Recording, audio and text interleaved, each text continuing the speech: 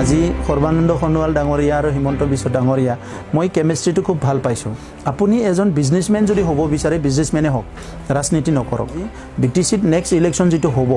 মই ভাবোঁ এইটো কোনো ধৰ্ম লাইনত নহ'ব এতিয়ালৈকে যিমান পইচা আহিছে ইয়াৰ 70% দুৰ্নীতি হৈছে সেইটো মানে আপুনি খুব ডাঙৰ প্ৰশ্ন এটা কৰিছে সুদীৰ্ঘ 10টা বছৰৰ অধিক কাল ছাত্ৰ ৰাজনীতিৰে বড়ো জনসাধাৰণৰ আৱেগ ধৰি ৰখা সেই মানুহজন আজি সক্ৰিয় ৰাজনীতিত ইউনাইটেড পিপলছ পাৰ্টি লিবাৰেল দলৰ সৈতে তেখেতে এইবাৰ সক্ৰিয় ৰাজনীতিত ভৰি দিছে তেওঁ সক্ৰিয় ৰাজনীতিত যদিও তেওঁ নবীন বুলি আমি ধৰি ল'ব পাৰোঁ তথাপি তেখেতৰ বিচক্ষণতা আৰু তেখেতৰ বুদ্ধিমত্তাৰে UPPLে BTRত অনাগত দিনবোৰত কেনেধৰণৰ ৰাজনৈতিক পৰিৱৰ্তন আনিব পাৰে সেই সন্দৰ্ভত আমি আজি আলোচনা কৰিবলৈ আহিৰগীয়াত উপস্থিত হৈছোঁহি আৰু তেখেত আন কোনো নহয় আমাৰ শ্ৰদ্ধাৰ প্ৰমোদ বড়ো ডাঙৰীয়া আমাৰ হেডলাইন এটৰ এক নতুন অনুষ্ঠানলৈ আপোনাক স্বাগতম জনাইছোঁ যিহেতু নিৰ্বাচন সমাগত আৰু আপোনালোকৰ সন্মুখত আছে BPFৰ দৰে এটা শক্তিশালী দল লগতে গণসুৰক্ষা দলো আছে তো এনেকুৱা এটা পৰিস্থিতিত আপোনালোকে কেনেধৰণৰ চিন্তা চৰ্চাৰে আগবাঢ়িছে আৰু কেনেধৰণৰ আপোনালোকৰ ষ্ট্ৰেটেজি হ'ব আপোনালোকৰ ৰণকৌশল কেনেকুৱা ধৰণৰ হ'ব পাৰে চাওক বৰ্তমানৰ যিটো পৰিস্থিতি ইয়াত ৰাজনৈতিকভাৱে মই যেহেতু চিন্তা চৰ্চা কৰি আছোঁ আৰু কাম কৰি আছোঁ যদিও মোৰ কাৰণে এই ৰাজনৈতিক ফিল্ডৰ এক্সপিৰিয়েঞ্চটো খুব কম বা নতুন হয় তথাপিতো মই এতিয়া এই অঞ্চলত কাম কৰি খুব ভাল লাগিছে এইকাৰণে ভাল লাগিছে কি যোৱা 17 বছৰত BTC গঠন হোৱাৰ পিছত ইয়াত এটা ৰিজনেল পাৰ্টিয়ে ইয়াৰ কাউন্সিলখন চলাই আছিলে ৰাজনৈতিকভাৱে আৰু এই সময়ত ৰাইজৰ বহু ধৰণৰ অভাৱ অভিযোগ বা বহুত সমস্যাবিলাক চলি আছিলে আৰু এই কথাবিলাক বহুত বছৰ ৰাইজৰ মুখৰ পৰা শুনিলোঁ বা নিজেও দেখিলোঁ আৰু এই গোটেই সমস্যাবিলাকৰ সমাধান চবে বিচাৰি আছিলে আৰু সেইকাৰণে আজি ৰাজনীতিক অহাৰ পিছত মোৰ যদিও ৰাজনীতিৰ এটা উদ্দেশ্য নাছিলে মোৰ লক্ষ্যও নাছিলে তথাপিতো এটা বাধ্যত বা এটা পৰিৱেশত ৰাজনীতিত অহাৰ পিছত আজি এই ফিল্ডত আহি পেলাই কাম কৰি ভাল লাগিছে কাৰণ সকলো জাতি জনগোষ্ঠীক আমি একেলগে পাবলৈ সক্ষম হৈছোঁ আৰু বিভিন্ন জাতি জনগোষ্ঠীৰ সমস্যাবিলাক শুনিবলৈ এতিয়া সুযোগ পাইছোঁ আৰু দৰিদ্ৰ মানুহ দুখীয়া মানুহ ইয়াৰ লগতে সমস্যাৰ লগত জড়িত যিটো ছেকশ্যন আছে এই ছেকশ্যনৰ মানুহৰ লগত আলোচনা কৰিবলৈ পাইছোঁ আৰু এতিয়া সকলো এজনে আনজনৰ এটা সকাহ দিবৰ কাৰণে বা এটা সাহস দিবৰ কাৰণে এটা সুযোগ পাইছোঁ তো সেইকাৰণে এতিয়া আপুনি যিটো কথা কৈছে ইয়াত মানে শক্তিশালী দলবিলাক আছে নিশ্চয় তেখেতসকলে শক্তিশালী হয় কিন্তু আমি সমস্যাটো যিমান আছে এই সমস্যাবিলাক আজি জীয়াই থকাৰ কাৰণটো তেখেতসকলে তো সেইকাৰণে তেখেতসকলে যদি এটা ছাইডৰ শক্তিশালী বুলি আপুনি কৈছে আনফালেদি তেখেতসকলে উইক হয় এতিয়া BPF মানে কি এণ্টি ইনকামবেঞ্চি আছে আৰু ইয়াত এইকাৰণে প্ৰতিষ্ঠান বিৰোধী এটা ঢৌ আহিছে BTC অঞ্চলৰ 32 লাখ জনসাধাৰণক কোনো কাৰণতে BPFে সন্তুষ্ট কৰিব পৰা নাই তো এই কাৰণে এটা ইয়াত আমাৰ এটা স্কোপ আছে আৰু আনপেৰেদি আপুনি যেটো গণসুৰক্ষা পাৰ্টি হীৰা খৰণীয়া ডাঙৰীয়াৰ কথা কৈছে তেখেতে এবাৰ MP হৈ গ'ল এটা টাৰ্ম সেকেন্ড টাৰ্ম তেখেতে ইলেক্ট হ'ল কিন্তু তেখেতে যেটো ইস্যু লৈ পেলাই BTCৰ গাঁও কৰ্তন কৰা BTCৰ বড়ো অনাবৰৰ মাজত বিভাজন কৰা বদলেন বিৰোধী কৰা এই বিভিন্ন কথাক লৈ পেলাই তেখেতে ৰাজনীতিটো আৰম্ভ কৰিছিলে আৰু যেহেতু এই অঞ্চলৰ বিভিন্ন জাতি জনগোষ্ঠীৰ ৰাইজে এই চুক্তিটোনো কি এই এৰেঞ্জমেণ্টটোনো কি BTCটোনো কি এই কথাবিলাক বহুতে বুজি নোপোৱাৰ কাৰণে এটা আশা লৈ পেলাই তেখেতৰ লগত আহিছিলে কিন্তু তেখেতৰ যেটো সংগ্ৰাম তেখেতৰ যেটো লক্ষ্য ইয়াত তেখেতে নিজে ষ্টিক থাকিব নোৱাৰিলে সেই কাৰণে আজি ৰাইজে ভংগ হৈছে আৰু সেই কাৰণে সবে পৰিৱৰ্তন বিচাৰি পেলাই আজি UPPLত আহিছে আৰু UPPL এতিয়া মেম্বাৰশ্বিপ আছে 14 লাখ 32 লাখ জনসাধাৰণৰ মাজত আমাৰ BTC অঞ্চলত যে 24 লাখ ভোটাৰ আছে ইয়াৰ ভিতৰত আমাৰ মেম্বাৰ আছে 14 লাখ গতিকে এটা শক্তিশালী দল হিচাপে অলৰেডি ইটো মানে ওলাই আহিছে আমি যদি চাবলৈ যাওঁ BTRৰ 71% বা বেছি অধিকাংশই আপোনাৰ অনাবড়ো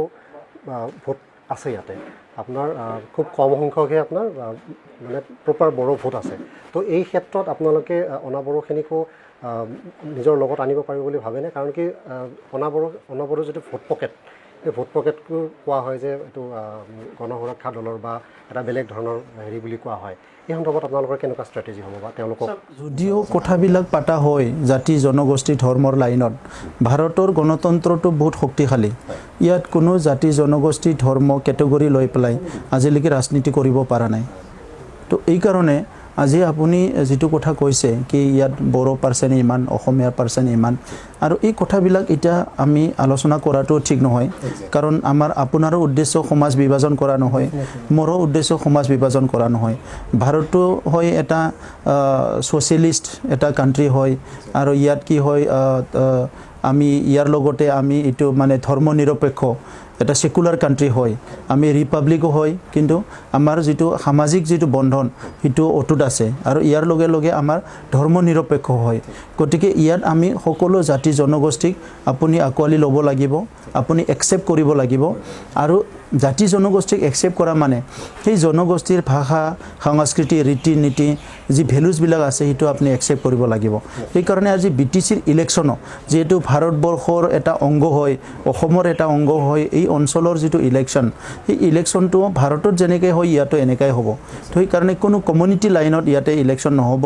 আৰু কমিউনিটি লাইনত যদি তেনেকুৱা ইলেকশন হয় এটো আমাৰ কাৰণে এটো এটা ক্ষতিকাৰক হ'ব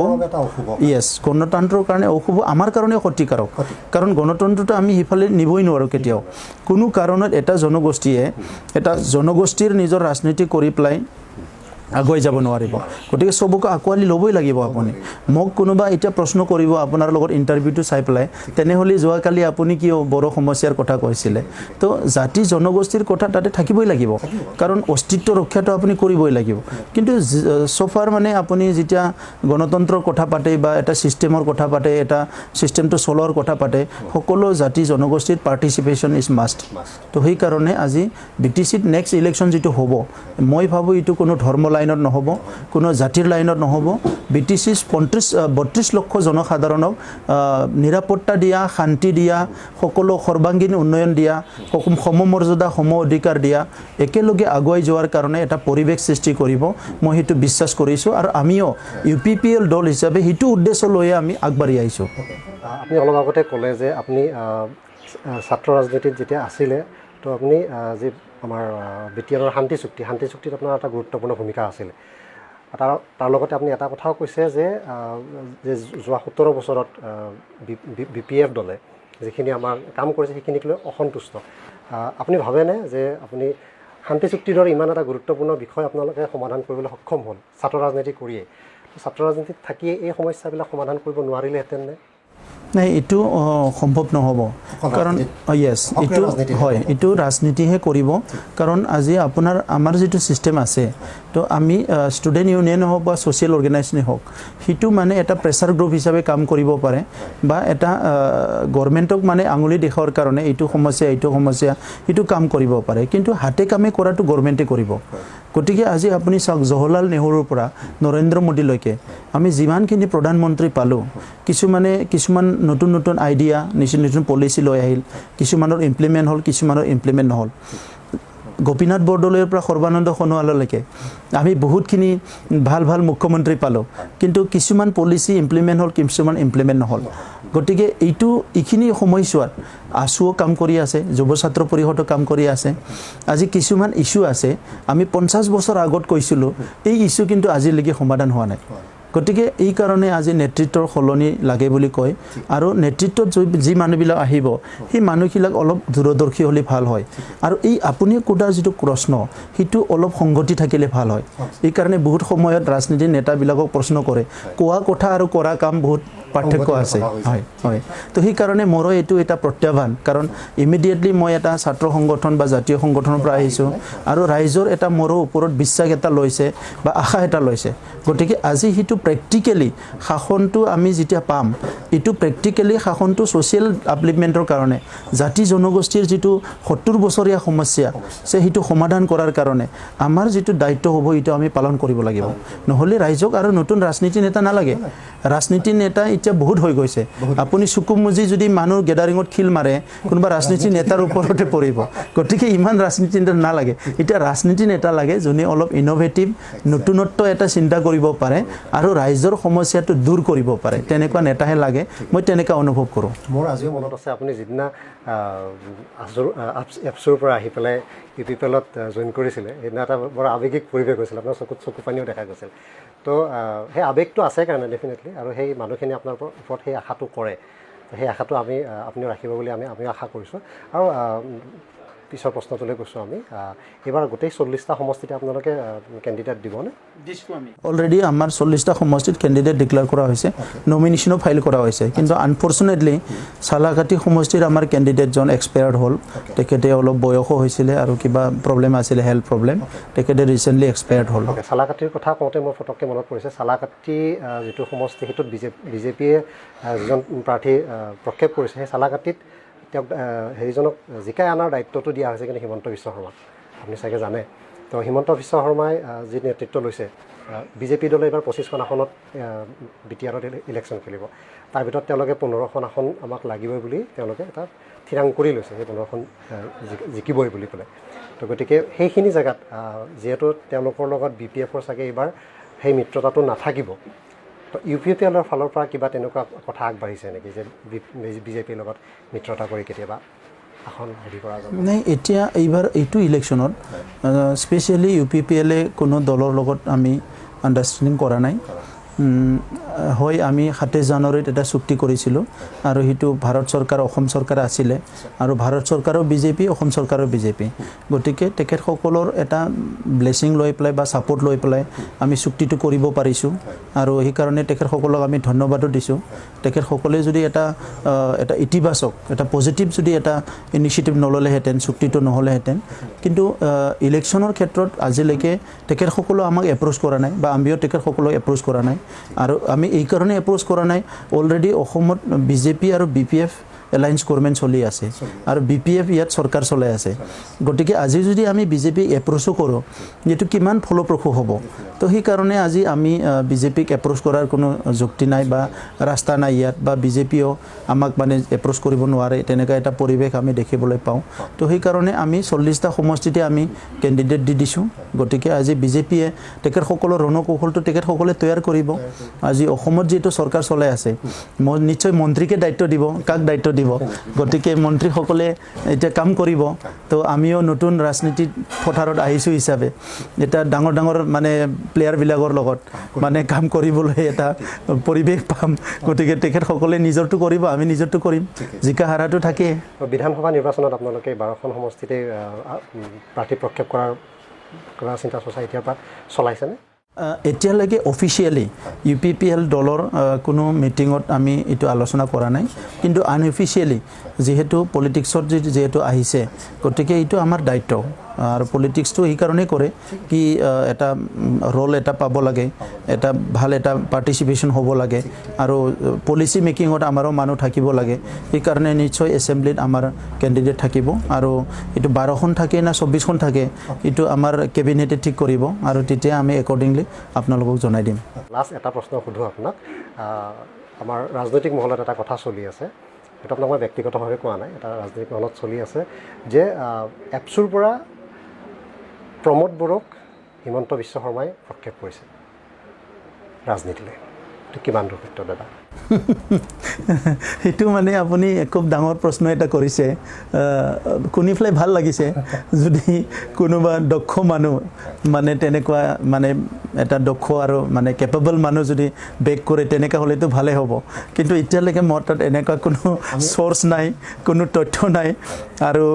তেখেতৰ লগত মোৰ ব্যক্তিগত ইমান ক্ল'জ তেনেকুৱা মানে এনেকুৱা এতিয়ালৈকে সম্বন্ধ তেনেকুৱা মই কোনো গঢ়ি উঠা নাই কাৰণ কিন্তু হয় মই তেখেতক লগ পাইছোঁ আৰু আমাৰ একৰ্ডখনত তেখেতৰ এটা ৰোল আছিলে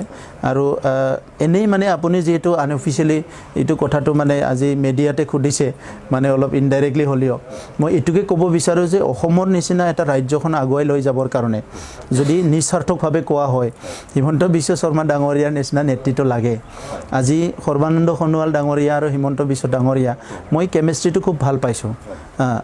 ইমান বছৰে আমাৰ হয় বাকী নেতৃত্বও কাম কৰি আছে কিন্তু এতিয়া যিটো ডাইনামিক ডাইনামিক আৰু যিটো ভাইব্ৰেঞ্চি আছে আৰু যিটো চিন্তাধাৰাটো খুব মানে এটা ভিজন আছে তো তেনেকুৱা অলপ মানুহবিলাক যদি ৰাজ্যখন চলায় তেনেহ'লে ৰাজ্যখন সোনকালে এটা ডেভেলপমেণ্ট আহিব মই এনেকৈ লাগে মানে তো সেইকাৰণে মোৰ ব্যক্তিগত একো নাই কিন্তু মই যিহেতু ময়ো অসমৰে মানুহ বা মই BTCৰে মানুহ BTRৰে মানুহ মই এনকাৰেজ কৰিব লাগিব ৰাজনীতিৰ নেতা বিচক্ষণতাখিনি আপুনি হাগ্ৰামা মহিলাৰ মাজত দেখা পোৱা নাছিলে নেকি বা দেখা নাই এইটো ভেৰি অনেষ্টলি স্পিকিং মই হাগ্ৰামা মহিলাৰী ডাঙৰীয়াক মই তেনেকুৱা কি শত্ৰুতা নাই মানে তেখেতক কোনো বেয়াও নাপাওঁ মই তেখেতে নিজৰ কাম কৰি আছে আৰু ইন প্ৰিন্সিপল মানে মই যিহেতু তেখেতৰ কামটো ভাল নাপাওঁ ভাল পোৱা নাই মানে তেখেতৰ আইডিঅলজিবিলাক বা কাম কাজ বা তেখেতৰ কিছুমান এক্টিভিটিবিলাক সেইকাৰণে মই অপ'জ কৰিছোঁ পাৰ্চনেলি তেখেতৰ লগত মোৰ একো নাই কিন্তু যিটো ৰাজনৈতিক দক্ষতাৰ কথা আপুনি মানে সুধিছে মানে বা কৈছে এইটো আমাৰ আজিৰ মুখ্যমন্ত্ৰী বা আজিৰ অসমৰ বিত্তমন্ত্ৰী ডাঙৰীয়া যিটো মানে কেপেবিলিটি বা তেখেতসকলৰ যিটো এক্সপাৰ্টনেছ সেইটো তেখেতৰ তাত নাই সেইটো একদম মই বাস্তৱটো ক'ব লাগিব আৰু কালি হয়তো তেখেতে তেনেকুৱা লেভেলত আহিব পাৰিলে ভাল হয় তেতিয়া আপোনালোকে আদৰি ল'বনে নাই চাওক ৰাজনীতিটোত আপোনাৰ চবেই কয় কি শত্ৰু মিত্ৰ একো নাই কিন্তু মই ভাবোঁ কি শত্ৰু মিত্ৰ নাথাকিলেও প্ৰিন্সিপল এটা থাকিব লাগে ইথিক এটা থাকিব লাগে মানে আৰু চব ৰাজনীতিক নেতাই এটা প্ৰিন্সিপল ঠিক কৰিব লাগে কি মই এইটো সীমাৰেখাৰ ভিতৰত থাকিম ইয়াৰ বাহিৰত নাযাওঁ এইটো সীমাৰেখাৰ বাহিৰত মই যাই কাম নকৰোঁ তেতিয়া মানে এটা ডাইৰেকশ্যনত গুচি যাব কিন্তু আমাৰ বহুত সময়ত দেখা পাওঁ কি ৰাজনীতিটো কোনো প্ৰিন্সিপল নাই কোনো ইথিক নাই কোনো ধৰ্ম নোহোৱাৰ নিচিনা হৈ যায় এনেকুৱা হ'লে কোনো আইডিঅলজি নাই এনেকুৱা হ'লে মানে বহুত বেয়া হৈ যায় তো তেতিয়া মানে কি হয় মানুহবিলাক একদম সাধাৰণ ৰাইজে যিটো এক্সপেক্ট কৰে এইবিলাক তেখেতসকলে পাহৰি যায় এতিয়া যাৰ কাৰণে BTCত আপুনি চাওক 17 বছৰৰ আগত যিসকলে নিবনুৱা আছিলে সেইসকলে আজি 100 কৰোৰৰ মালিক কেনেকৈ 1000 কৰোৰৰ মালিক নিশ্চয় চাগে ক'ৰবাত দুৰ্নীতি হৈছে দুৰ্নীতি কৰিবই লাগিব নহ'লে আপুনি চকুৰ আগত দেখা নাই কি বিৰাট ডাঙৰ সি বিজনেছ কৰি আছে কিবা কৰি আছে আৰু এটা কথা হ'ল যিটো আমি ফিল'চফাৰ কিঙৰ কথা কৈছিলে মানে পঢ়িছিলোঁ তো সেইটো মানে চবৰে মেইনটেইন কৰিব নোৱাৰে ন ডাউট আপুনি বিয়া বাৰু কৰিছে ঘৰ বনাইছে ঠিকে আছে সেইটো আপোনাৰ লাইফৰ এটা পাৰ্ট হয় কিন্তু বাকীখিনি যিটো কাম আপুনি এজন বিজনেছমেন যদি হ'ব বিচাৰে বিজনেছমেনে হওক ৰাজনীতি নকৰক ৰাজনীতি কৰি যদি ৰাজনীতিয়ে কৰক আৰু এই কাৰণে মই অসমৰ কিছুমান ৰাজনীতিৰ নেতাবিলাকক ধন্যবাদ দিম ভিতৰত কি কৰিছে আমি নাজানো কিন্তু অপেনলি তেখেতসকলে কোনো হোটেল চলোৱা নাই বা কোনো বিজনেছ কৰা নাই কিছুমানে আছে কি ইহঁতে ৰাজনীতিতে লাগি আছে দিনে নিশা তেনেকুৱা কাম কৰিলে ভাল হয় কিন্তু BTRত কিন্তু তেনেকুৱা হৈছে এতিয়া কণ্টিনিউ হৈ আছে এতিয়া যোৱা 17-18 বছৰত দাদা আপুনি কিমান মান ধনৰ দুৰ্নীতি হোৱা বুলি আপুনি ভাবে মানে এতিয়ালৈকে যিমান পইচা আহিছে ইয়াৰ 70% দুৰ্নীতি হৈছে 25%ও কামত লগা নাই আৰু এতিয়া বিভিন্ন RTI তথ্যবিলাকত ওলাই আহিছে এতিয়া জব কাৰ্ডৰ যিটো কাম হৈছে এনৰেগাৰ ইয়াততো মানে আপোনাৰ 80%ৰ বেছি কৰাপশ্যন হৈছে মানে 20%ও বেনিফিচিয়াৰী হাতত যোৱা নাই কিন্তু সেইটো কি কৰিছে বেনিফিচিয়াৰী সকলোকে ইনভলভ কৰিছে এতিয়া আপোনাৰ হাতত জব কাৰ্ড আছে আপোনাক মানে কৈছে VCDC চেয়াৰমেনে গৈ পেলাই আপুনি কাম চাম কৰিব নালাগে আপোনাক 2000 টকা দি দিম কিন্তু আপোনাৰ জব কাৰ্ডৰ নামত মই 10000 টকা ওলাই নিলোঁ আপোনাক 2000 টকা দি দিলোঁ তো জব কাৰ্ড হোল্ডাৰজনক খুজ হ'ল এনে একো নকৰাকৈ 2000 পালোঁ কিন্তু হোৱাৰাছ 10000টোৱে আপোনাৰ পইচা আছিলে তো 10000টো পালে আপোনাৰ ঘৰখন অলপ হ'লেও আগুৱাই আহিলেহেঁতেন আপুনি ল'ৰা ছোৱালীক অলপ কিবা দিব পাৰিলে হ'ল ঘৰ বনাব পাৰিলে হয় আৰু এই বস্তুবিলাক সৰ্বাংগীন হেৰিত কথা গোটেই য়েছ এইটো গোটেই BTRতে হৈছে মানে সেই প্ৰাপ্যখিনিৰ পৰা যোৱা 18 বছৰে বঞ্চিত হয় ইয়াতকৈ হয়তো বহুত কিবা কিবি পাব লগা আছে একমাত্ৰ BPF দল আৰু হাগ্ৰামা মহিলাৰীৰ দুৰ্নীতিৰ কাৰণে এইখিনি হৈছে বুলি ভাবে আপুনি নাই নিশ্চয় সেইটোৱে ক'ব লাগিব কাৰণ যিসকলে আজি তেখেতসকলে এই দায়িত্বটো ল'ব নিবিচাৰিলেও বা এইটো মানে যিটো দুৰ্নীতি হৈছে এইটো মানে এৰাই চলিব বিচাৰিলেও নহ'ব কাৰণ 17 বছৰে তেখেতসকলে শাসন কৰি আছে এতিয়া বিৰাট কৰাপশ্যন আমি যিখিনি দেখিলোঁ ইয়াৰ ভিতৰত কিছুমান ডিপাৰ্টমেণ্ট এতিয়া চিবৰ এটা CD ফাণ্ড বুলি আছে এইটো কোনো ফাণ্ড তেনেকুৱা নাই বেলেগত তেখেতে নিজে বনাই লৈছে আৰু যিটি পইচা তাত খৰচ কৰিছে এতিয়া যিটো PNRD যিটো ডিপাৰ্টমেণ্ট আছে ইয়াতে PNRD ডিপাৰ্টমেণ্টত বহুত আঁঠুৱা কম্বল ছাপ্লাইৰ নামত অঘাত টকা মানে দুৰ্নীতি হৈছে ক'ৰবাত মানে 50 কোটিৰ ছাপ্লাই দি দিছে আঁঠুৱা কম্বলৰ য'ত মানে কোনো কাক দিছে কাক দিয়া নাই হিচাপ নাই মেক্সিমাম পইচা ছাপ্লাইত 3-4 হাজাৰ কোটি টকা খাই দিছে মানে ছাপ্লাই কৰি পেলাই আৰু ইফালে ইৰিগেশ্যনতো তেনেকুৱা হাজাৰ কোটি টকাৰ প্ৰজেক্ট আমি মানে RTI দি পাই গ'লোঁ কিন্তু ফিল্ডত তেনেকুৱা কোনো প্ৰজেক্টে নাই মানে ইৰিগেশ্যনতো তেনেকুৱা বহুত ডিপাৰ্টমেণ্টত পইচাটো মানে কৰাপশ্যন কৰিছে আৰু সেইখিনি নকৰিলেহেঁতেন থাকিলেহেঁতেন এটা ক্ষুদ্ৰ অঞ্চল হিচাপে ৮,০০০ কিলোমিটাৰৰ এটা অঞ্চল হয় সেইখিনি সুন্দৰকৈ মানে উন্নয়ন হ'ব পাৰিলেহেঁতেন আৰু কিছুমান ৰাস্তাৰ স্কিম আছে কি এইটো ইমূৰৰ পৰা নাম দি পইচা খাইছে সিমূৰৰ পৰা নাম দি পইচা খাইছে তেনেকুৱা বহুত তথ্য আহিছে গতিকে কৰাপশ্যনটো হৈছে তেখেতসকলে কৰিছে আৰু এইটো কৰিব নালাগিছিলে কাৰণ ইমান সংগ্ৰাম কৰি ইমান শ্বহীদ হৈ পেলাই এই এৰেঞ্জমেণ্টটো পোৱা গৈছে ইয়াৰ প্ৰতি এটা শ্ৰদ্ধা এটা দায়বদ্ধতা থাকিব লাগিছিলে তো এই বি টি আৰৰ জনসাধাৰণৰ যিখিনি আশা আকাংক্ষা বি পি এফে পূৰাব নোৱাৰিলে তো সেইখিনি আপোনালোকে পূৰাওক আমাৰ ফালৰ পৰাও শুভেচ্ছা থাকিল আৰু এইখিনিতে আমি আপোনাৰ লগত এই সৰু আৰু আছুতীয়া সাক্ষাৎটো শেষ কৰিছোঁ থেংক ইউ আমি ইমান পৰে কথা পাতিলোঁ ইউ পি পি এলৰ কাৰ্যবাহী সভাপতি প্ৰমোদ বড়ো ডাঙৰীয়াৰ লগত তেখেতৰ বহুত সপোন আছে ইয়াৰ পাছত যাতে বি টি আৰখনক এটা সৰ্বাংগ সুন্দৰ হিচাপে তেওঁলোকে গঢ়ি তুলিব পাৰে তাৰ আশাৰে তেওঁলোক আগবাঢ়ি আহিছে তেওঁলোকৰ আশা পূৰণ হওক লগতে প্ৰমোদ বড়ো ডাঙৰীয়াৰ ইউ পি পি এললৈ আমি বহুত শুভেচ্ছা জনাই আজিৰ অনুষ্ঠান ইমানতে সামৰণি মাৰিছোঁ